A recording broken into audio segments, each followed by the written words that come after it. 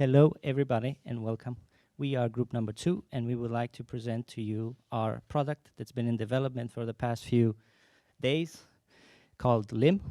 We would get into a bit more detail about what LIM is capable for, but first we would like to explain a bit a story about how we came with this product.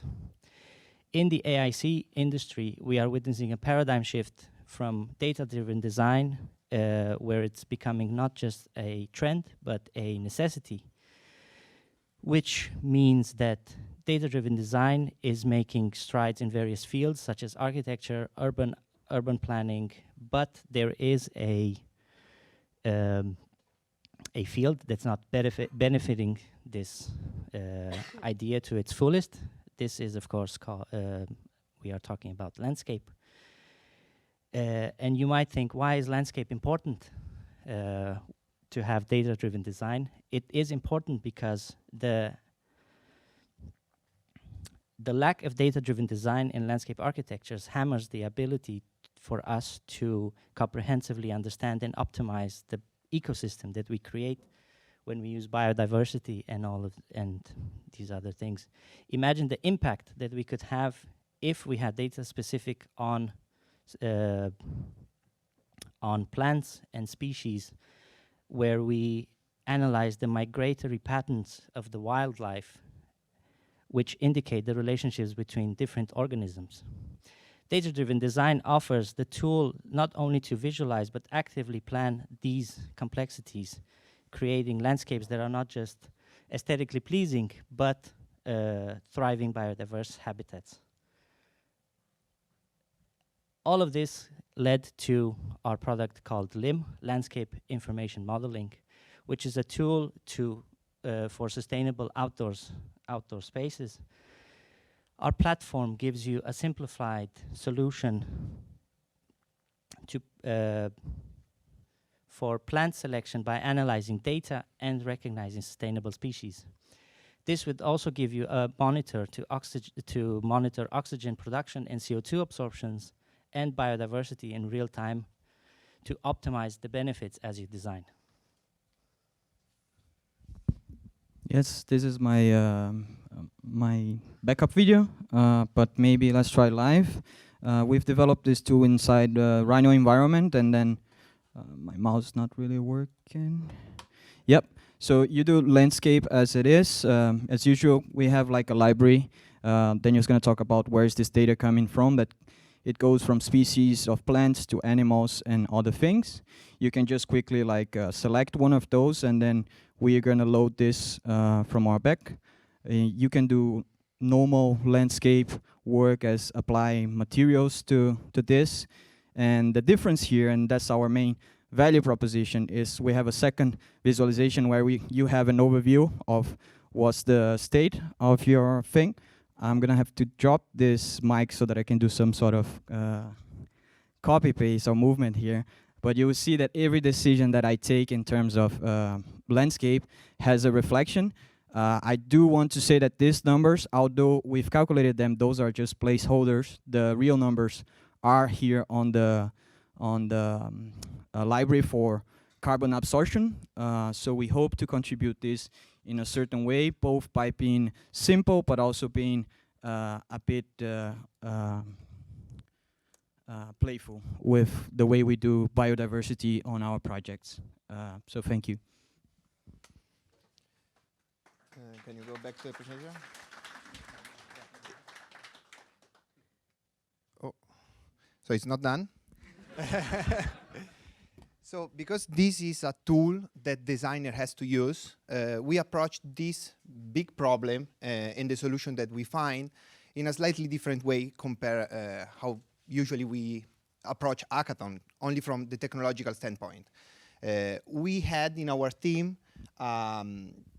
a design team, and we were closely collaborating and try to identify what's issue we find in the design process, how we work, what kind of problem we need to ask them to solve, and come back. So it was really a working process. We identify a site that it's the railing city, southern Copenhagen, which is under developing. we identify a specific site, not so big to be able to produce some kind of design. And with the help of Stable Diffusion and generative AI, plus these tools, so we were actually placing in a data-driven design, taking informed decision by LIM, we were able to produce an outcome and was really powerful from the design standpoint, and easy, user-friendly. Was and especially the collaboration of working together, design team and technological team, while developing the application. I think this was really advantage. All right. All right, so I would like to talk a little bit about our data sources. As you see, we use Setopo as well. And there is a bunch of stuff that we are bringing to our backend. Some of this is geometry, some of this is metadata about things such as CO2 absorption. And we focus on a Rhino site, but our backend is very agnostic, meaning that all the geometry is saved in OBJs. Metadata is saved in a Postgres database, so you can pull it to whatever software you would like to use. So there is we can build also plugins for Revit or Speckle. And this is architecture of our solution. So we are bringing data. It goes from the left to the right. So we bring from 6 different sources. We normalize this data. We merge it. We put it in this Supabase backend that we can use in our client apps. In that case, it's a Rhino plugin. The yellow one is a Rhino plugin that has a bidirectional connection with Rhino Commons. So you could see that after clicking on one of the assets, it was placed in Rhino directly. There is a couple of ways how we can, a couple of future potentials, how we can extend the software. So we can bring some data about water absorption. We can run some micro analysis on top of it. We can extend our assets library by bringing some furnitures, for example. So it's a data-driven landscape design that is empowering landscape designers to make informed decisions about their design. Thank you.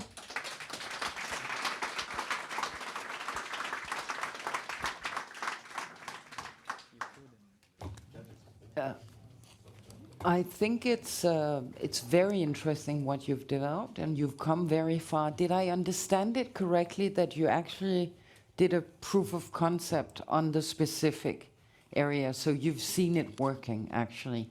So we could go out tomorrow and start using it, kind of. Yes, correct. Okay, thanks.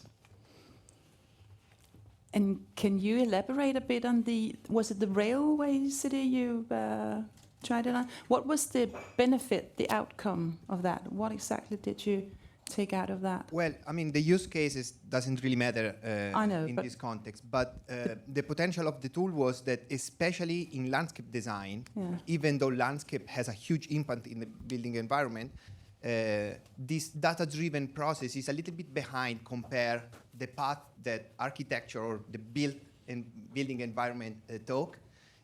So in this way, we were not just placing asset because it's pleasant, because it's a speculation, because we want a specific look and feel.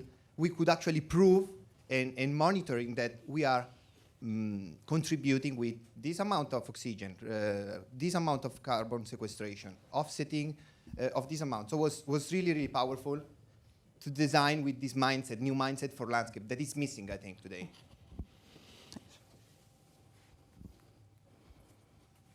Super cool. Again, very, very nice project. I see some comparisons to stuff I've worked with also, combining the data sources. But how long have you guys been working on this since you've used it on a pilot? So I'm just trying to zoom into this weekend, how much progress, and for actually getting the CO2 number, combining those data sets from model to those Bush declarations, or I don't know what the term would be in that industry. Yeah, I mean, the idea was developed by this group on Friday night after the event. And we start to brainstorm, and from the day after we started divided in groups. So we have a data group, an app group, a business group with presentation speeches, and so on and so forth. And then every independent group was able to move forward with every single subject, and then we bring all together. Yeah, just to add something to what Ricardo was saying, that we actually had the idea on Friday. And by the way, the tool is open source, so you can go check. You will see that we started from scratch. And it's actually funny the way we started talking about mushrooms. We kind of like go picking out, and we were curious where to find them and how it evolved to bats and butterflies and until this. So it's quite a process. And quite frankly, I think the reason behind it is by having a diverse team. So you will see that actually the people who write code here is not the majority of us, because I had experience where you just fight in your heads against the code and you don't do anything meaningful. But if you have someone trying to solve a site and he's telling you like, hey, could you do this and that because it's gonna help me out, then the tech evolves quite fast, in my opinion. Yeah, it's very feasible at least. I can see it happening. You know, you have the data sets, you have the model, you're designing it there, so it can be useful and Thank you. really feasible. I really like the idea of kind of having even real-time state of biodiversity of the design for the designer. How kind of scientific your approach on this you think it is, and what is it based on? And then also the follow-up question on the future work on integrating this to the existing design tools. How much effort would that require from you?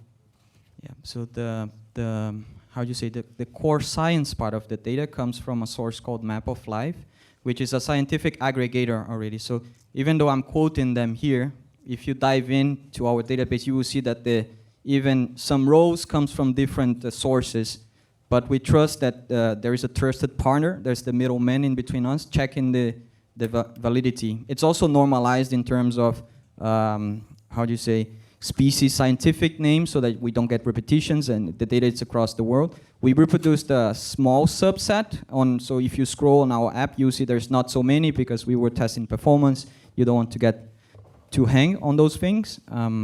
The carbon absorption is something that we actually had to look for in papers. There was not row-based per tree, as you can imagine. You cannot say like how much carbon a flower takes, but we took some averages, I think, based on plant size. We skipped that for the animals because we couldn't find a resource, and I think that's what we could do over the weekend. Okay. How about the effort to integrate this to the existing design tools? So I think it would be quite easy, since the solution that we have is a web app. So it sits inside Rhino, but you can bring it to Revit if you want.